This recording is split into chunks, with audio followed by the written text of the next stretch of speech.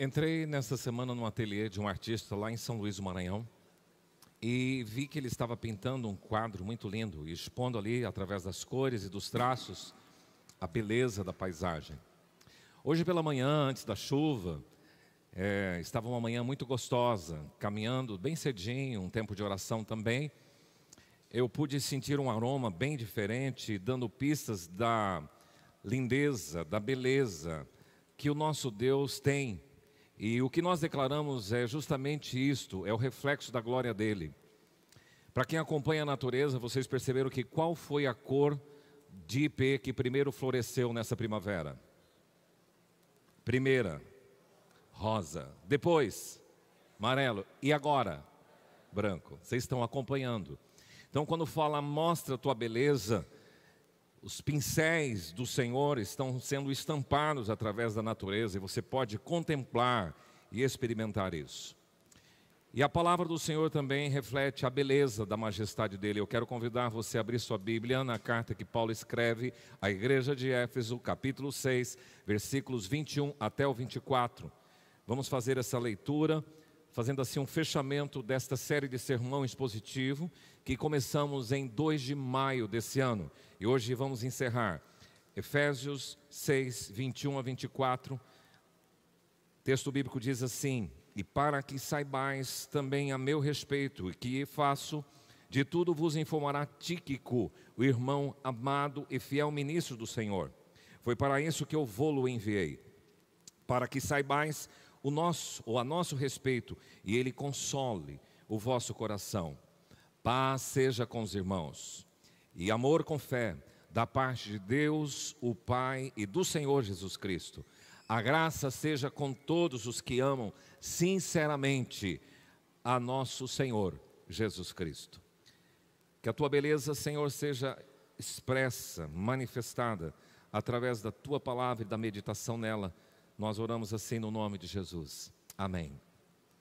Semana passada vocês tiveram esse tempo com o pastor Estives para pensar um pouquinho na liderança. Ele trabalhou com os líderes no sábado à tarde. E eu creio que foi um momento muito produtivo pela experiência que ele tem no Instituto Haggai.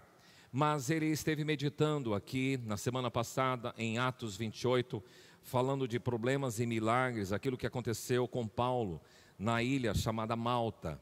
Interessante que esse Deus continua agindo na vida das pessoas. Hoje nós queremos tratar do desfecho desta reflexão com base na carta de Paulo à igreja de Éfeso, carta de Paulo aos Efésios. Vamos recordar um pouquinho, são 6 capítulos apenas nessa carta. Paulo escreveu, na verdade antes dele escrever, ele passou por Éfeso entre 50 e 51. E ele escreveu entre 55. E interessante que ele estava na prisão quando escreveu a carta à igreja de Éfeso.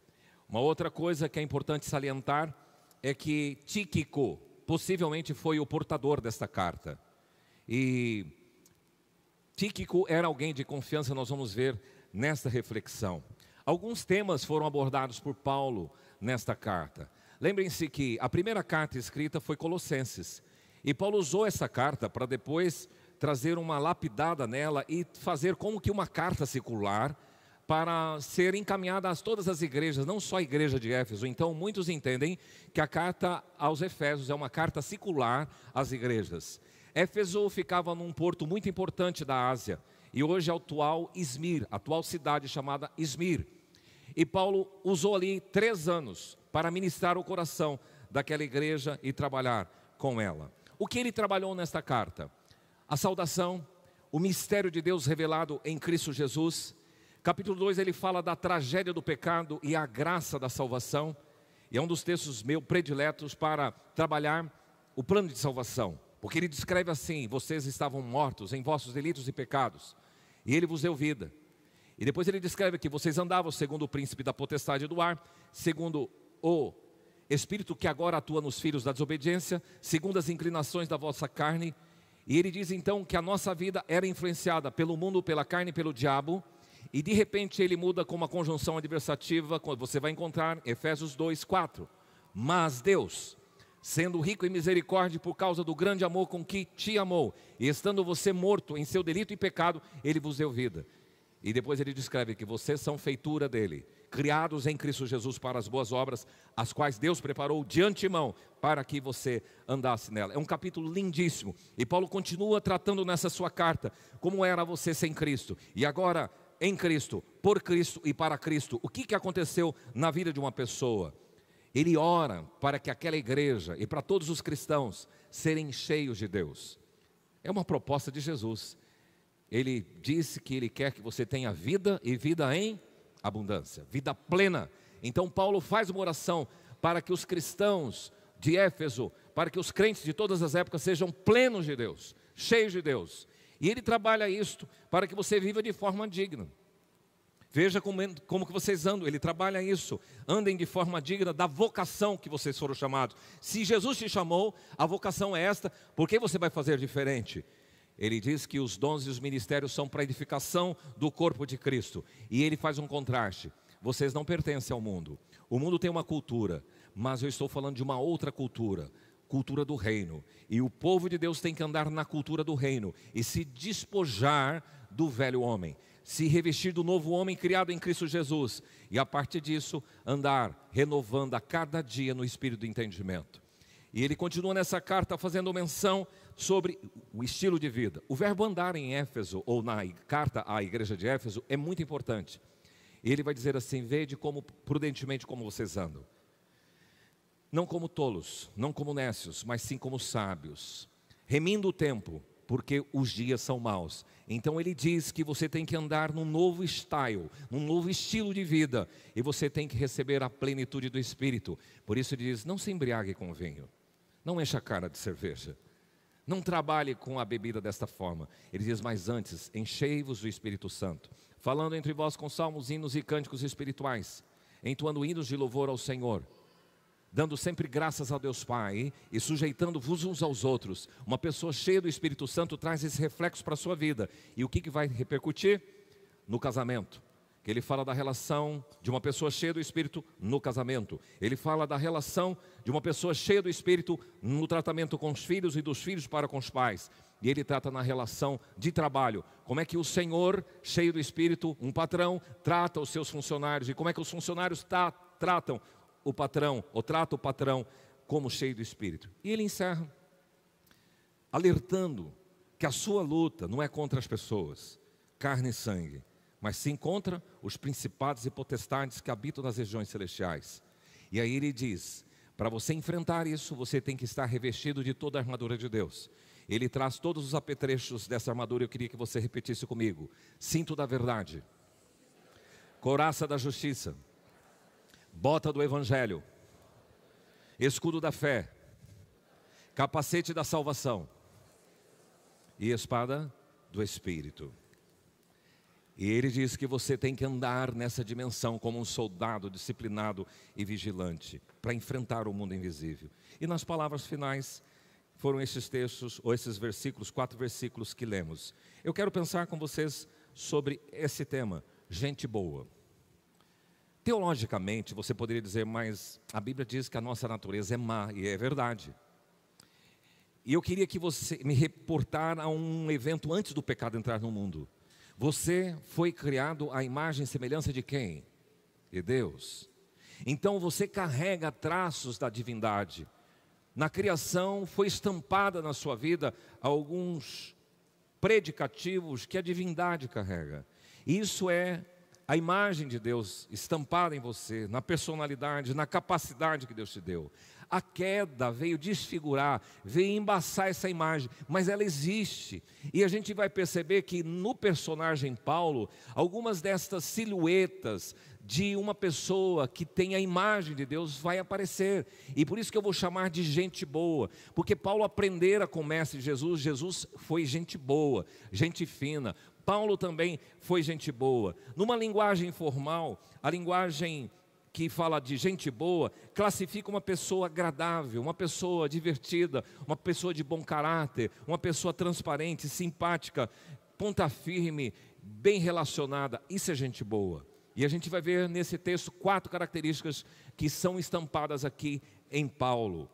Lucas registrou o livro de Atos e ele fala um pouco de quem Paulo era. das realizações, das viagens missionárias, do comportamento, da forma como ele lidou com Pedro, da forma como ele lidou com João Marcos. Tem tantas coisas que estão escritas, e nas próprias cartas de Paulo você vai encontrar pistas sobre a figura da divindade e as características de alguém à imagem de Deus. Gente boa, Paulo, por quê? Porque tem uma história bonita. Gente boa, por quê?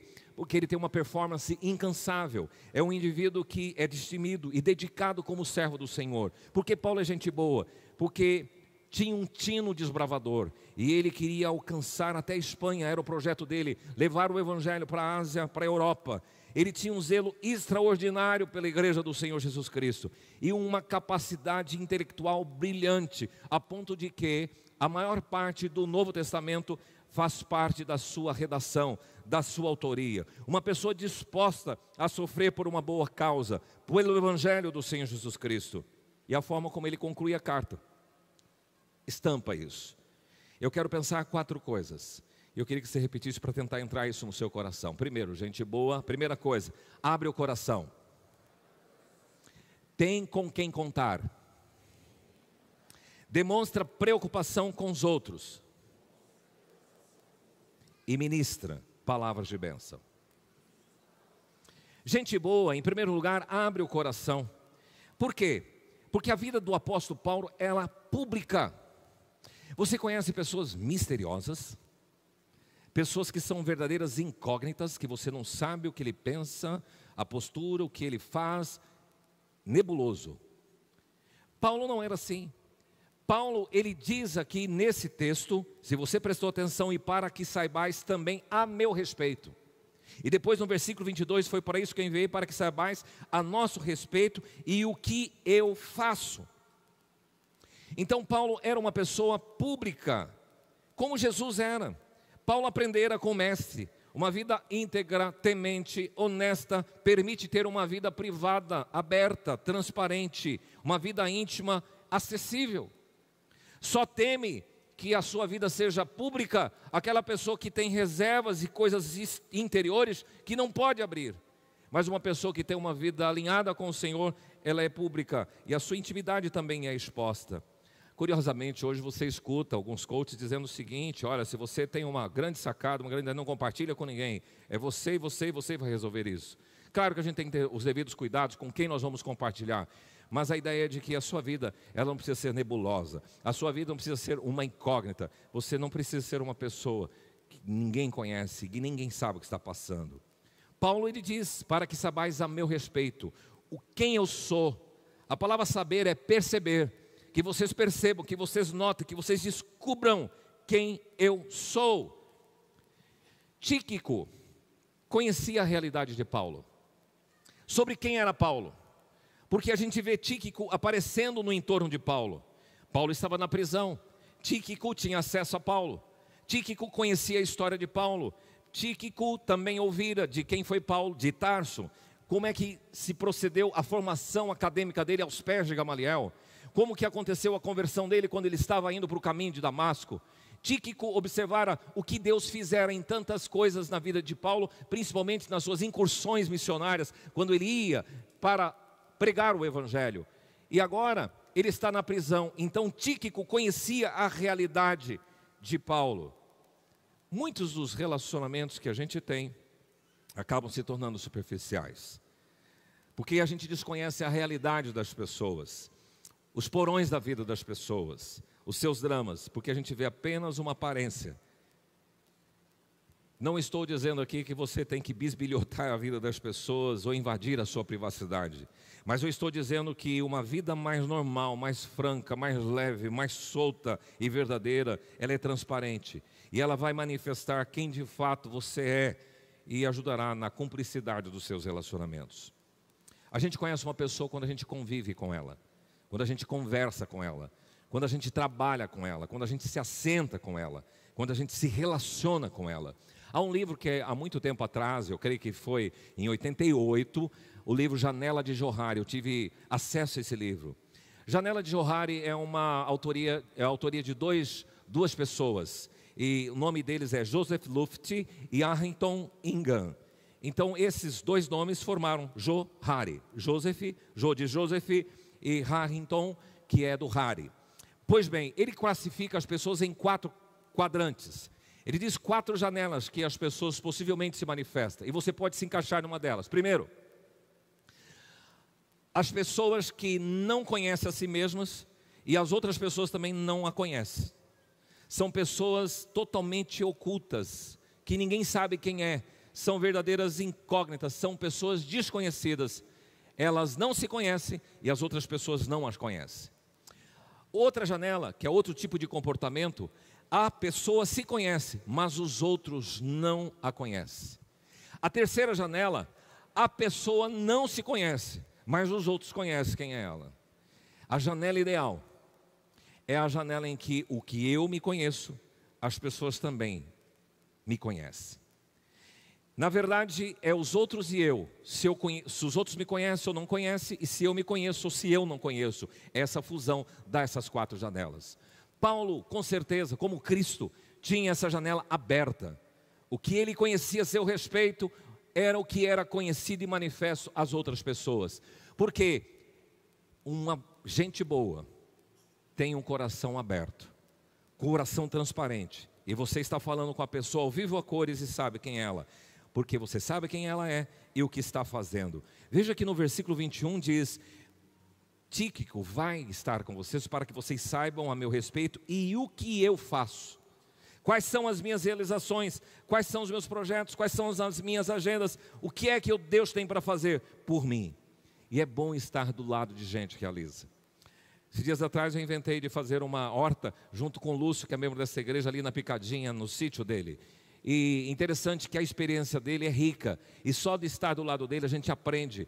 Então você conhece as pessoas de coração aberto, mas uma coisa muito clara, passou tantas coisas e reveses na vida, mas ele disse assim: eu sou uma pessoa muito abençoada. Então é fato que mesmo naquela geada que deu aqui, a horta não caiu nada para queimar, o pé de alface, a rúcula e todas aquelas plantas que nós plantamos. Você convivendo com essas pessoas de coração aberto, você aprende. Você conhece algum pescador que pega bastante peixe, e às vezes a gente vai conversar com ele, ele pega, não conta muito para você. Eu conversava com um produtor rural, e quando o produtor rural é bem sucedido, às vezes ele oculta. Eu escutei uma pessoa dizendo assim, que ia mudar para uma cidade ali, perto de Imperatriz do Maranhão, e o produtor rural que foi daqui para lá disse: olha, o lugar bom é lá. E depois esse produtor rural descobriu que ele estava mentindo, não era aquela terra que era boa, e era outra. Tem gente que oculta as coisas, e os pescadores também são assim. O Jordache e Maracatsuka, eles sempre pescam juntos, são 2 japoneses, e pescam muito bem. Tem outros que vão na beira do rio, tentam pescar. Eu falei: mas o que vocês fazem? Ele falou: pastor, a gente liga lá para o pesqueiro, vê o que é que está dando, qual peixe que está dando, qual isca que eles estão comendo, e a gente vai com esse arsenal. E a probabilidade de pegar é muito grande. Então você aprende com pessoas com o coração aberto. Gente boa tem coração aberto. Segundo lugar, gente boa tem com quem contar. Que é isso? Tem os tíquicos na vida. A propósito, falar de Tico, eu lembro de uma pessoa muito humilde que pregava, usando as escrituras sagradas, que Paulo tinha um tio chamado Chico. E ele dizia: então tá lá, tio Chico foi até Éfeso. Que tio Chico? Era Tíquico, mas ele não sabia ler. O tio Chico, o Francisco Vigno, o pastor Francisco, gostou. Agora nós temos o tio Chico, que é o Francisco aqui. Tíquico. Tíquico era um asiático. Tíquico era um companheiro de Paulo. Ele participou de muitas incursões de Paulo nas viagens missionárias. Ele é citado por Lucas no livro de Atos. Ele é citado por Paulo na carta aos Colossenses. Inclusive ele foi o portador da carta.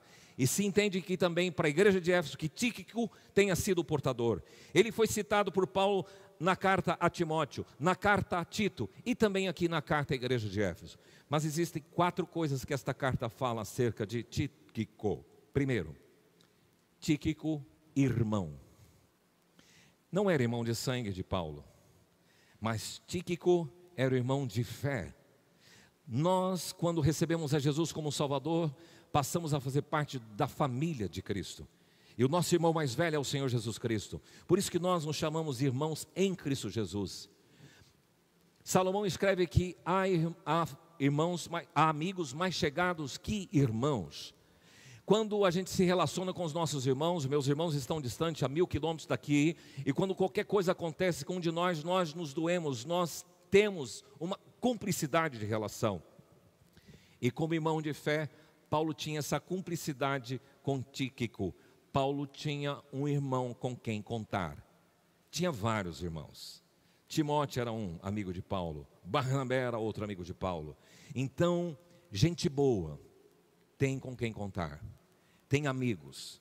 Tem pessoas que na hora daqueles apuros você pode compartilhar, que essas pessoas estão presentes. Mas a segunda característica que esse texto diz, Tíquico, irmão amado.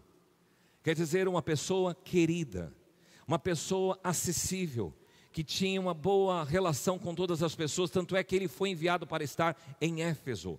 Foi Tíquico, não foi outro, foi Tíquico, porque é alguém estimado pelas pessoas.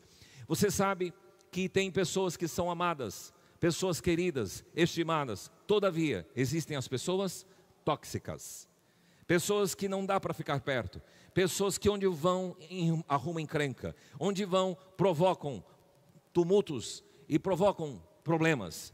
E nós precisamos aprender que gente boa é gente com quem a gente pode contar, e gente que é amada, gente que é irmã de fé. Mas ele continua, gente também que além de ser irmão, além de ser amado, é fiel. Está aí no texto, fiel. Fiel quer dizer verdadeiro. Gente de confiança, gente de palavra, gente justa, gente que não é traíra, gente que não falha com a gente. E essa pessoa dá para incumbir dessa tarefa. Paulo está incumbindo Tíquico de ir representá-lo na igreja de Éfeso. E agora, então ele está dizendo, estou tranquilo, porque ele me representa. E ele encerra nas características de gente boa com quem a gente pode contar, que é um ministro do Senhor. O que é ministro? Eu escutava uma palavra do ministro Tarcísio da Infraestrutura numa reunião da Donep. E ele falando dos projetos, ele é bem empreendedor, ele tem 46 anos. E ele tem feito muitas realizações. E a gente olha para esses ministros que têm uma esfera no governo de bom lugar, de um lugar de status. Quando a gente fala do ministro aqui, que Tíquico está sendo chamado, nós estamos falando de uma expressão bíblica, que é diáconos. Todo crente em Jesus tem que ser diácono. Todo crente em Jesus, cada crente tem que ser um ministro. E servir ao Senhor e servir a igreja com seus dons e talentos. Quando vocês chegam neste lugar, tem diáconos que recebem, pessoas que preparam, os diáconos que cantam aqui, que tocam, gente que serve, gente que ensina, gente que pastoreia, líderes que cuidam. São pessoas que estão dispostas a servir. E Paulo salienta, Tíquico, ele é um ministro do Senhor. Ele é um irmão, ele é amado, ele é fiel e ele é ministro do Senhor. Serve as pessoas. Gente boa tem um coração aberto, dilatado. Gente boa, em segundo lugar, tem com quem contar. Em terceiro lugar, gente boa, repita comigo, demonstra com os outros. Você sabe uma das cenas que mais me encanta em Jesus? Quando ele fora para a casa de Caifás preso, levado do Getsemane para a casa de Caifás, e ali estava sendo açoitado pelos soldados do Sinédrio, e Pedro estava ali nas adjacências daquela casa. Esse aqui também é Galileu, conforme cantamos agora. Eu nunca vi nem mais magro nem mais gordo, não conheço esse mestre, Pedro disse. Por quantas vezes Pedro negou Jesus? Na terceira vez o que aconteceu? O galo cantou. E Jesus sendo açoitado, sendo perturbado com aquelas pessoas, num momento de carência, sabe o que ele faz?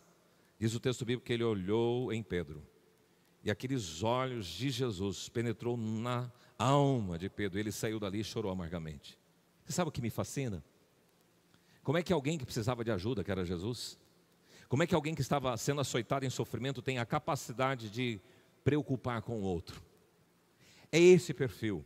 Paulo está dizendo aqui, Tíquico, eu vou-lo enviei para consolar o coração de vocês. E aqui eu queria destacar essas duas coisas, vou-lo enviei. Essa expressão, vou-lo enviei, quer dizer que Paulo comissionou Tíquico para ser o seu representante, para ser o embaixador, para ser o seu procurador. Eu visitava uma empresa de armazenagem em Rondon, lá no Pará, e O produtor chamou todos os seus funcionários, e eu usei o texto de Colossenses 3,17, que diz: e tudo o que fizerdes, seja em palavra, seja em ação, fazei em o nome do Senhor Jesus. Então, o que Paulo está orientando, se você é médico, se você é enfermeiro, se você é um pedreiro, se você é uma funcionária doméstica, se você é um escriturário, um contador, seja o que for, um advogado, seja em o nome do Senhor. Se você é um produtor rural, faça-o em nome do Senhor. Se você está numa oficina mecânica, faça-o em nome do Senhor. Se você é empresário, esteja lá como se o Senhor Jesus fosse representado através da sua pessoa. E é o que Tíquico está fazendo aqui. Eu enviei a Tíquico como meu representante, para que ele vos console. A palavra consolar sempre nos remete a quem? Jesus, ele disse assim: eu vou para o Pai e vos enviarei quem? O outro Consolador. Está lá a palavra o outro Consolador. Se ele está falando do outro, ele mesmo se autodenomina de Consolador. O Deus da Bíblia é chamado de Deus das consolações. Jesus se denomina do Consolador. E ele também fala acerca do Espírito Santo, que seria o outro Consolador. E a palavra Consolador, ela é uma justaposição de duas palavras gregas. Quais são? Parakletos. Para é chamado, andar do lado, estar do lado. Kletos é chamado. Então, o Consolador é aquele que é chamado para andar do lado. O Espírito Santo é aquele que foi enviado para andar do seu lado. O Consolador é este. E agora Tíquico é um paráclito para a igreja de Éfeso. Tíquico, você vai levar a consolação. Porque eles estavam preocupados. Como é que será que está Paulo?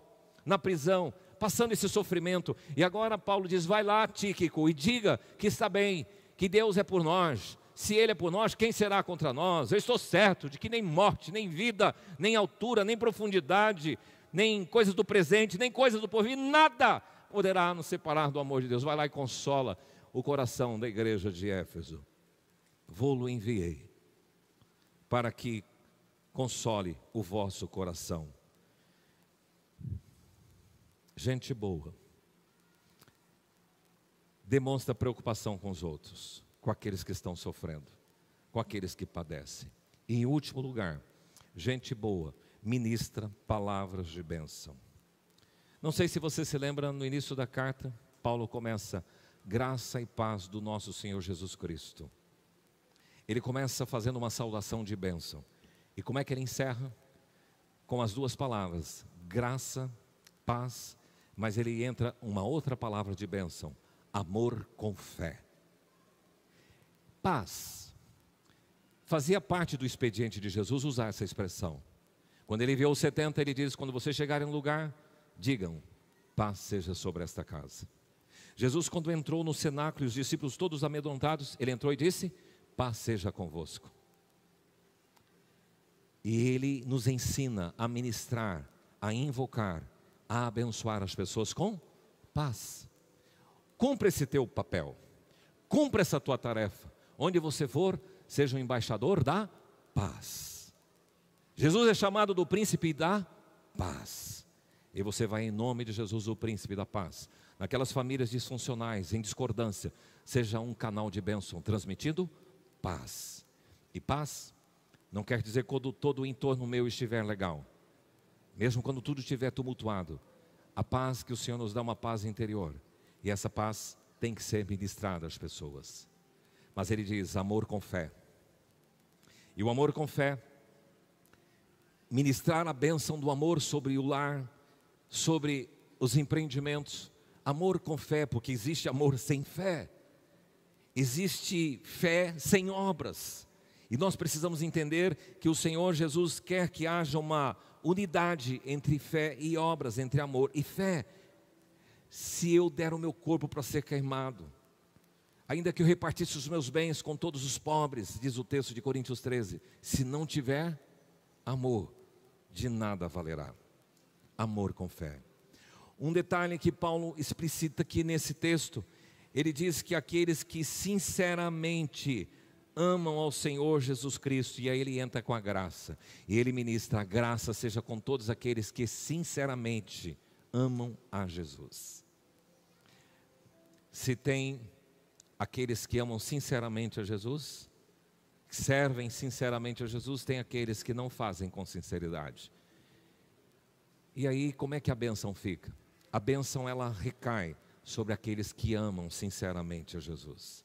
A graça quer dizer a bondade, o favor, a benignidade, a gentileza, os benefícios que Deus tem para a sua vida, aconteçam no seu dia a dia. Gente boa invoca as bênçãos sobre as outras pessoas. Gente boa ministra palavras de bênção. O judeu, toda sexta-feira, chama a família e ministra a bênção aos seus filhos. Abençoe, ministre, invoque a graça, o amor com fé, a paz sobre a vida dos seus filhos e dos seus queridos. Pois é, gente boa, mas a gente não é mau. Nós não fazemos parte de uma geração má, fazemos. Mas em Cristo Jesus eu fui recriado. E aquelas pitadas da beleza, do Cristo lindo que a gente tem, do autor da criação, permanece. E a gente pode ver que esses traços são manifestos, foram manifestos em Jesus, foram manifestos em Paulo. Gente boa, que guarda a imagem do Senhor, tem um coração dilatado e aberto. Gente boa, tem com quem contar, não é uma ilha, não é uma pessoa só.